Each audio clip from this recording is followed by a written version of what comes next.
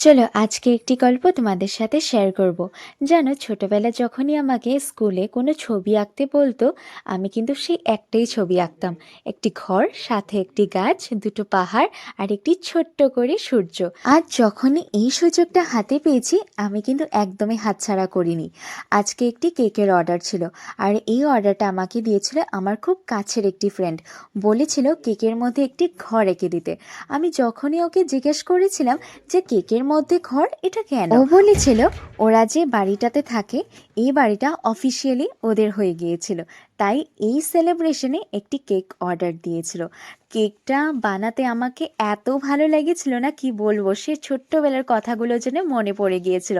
ঘরটা বানিয়ে দিয়েছিলাম, একটি ব্যান্টো কেক ছিল, তাই আর গাছ আর পাহাড় তো বানাতে পারিনি। সাইডে কিছু ফুল এঁকে দিয়েছিলাম। ইয়েলো কালারটা আমার বরাবরই খুবই পছন্দ। আর যে স্প্রিং সিজন চলছে, সরি সামার সিজন চলছে, তাই সাথে কিছু পাতা এঁকে দিয়েছিলাম।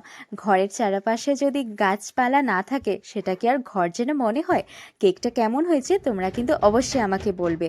আর যারা আমার আশেপাশে থাকো তারা চাইলে অবশ্যই অর্ডার দিতে পারো। রাধে রাধে।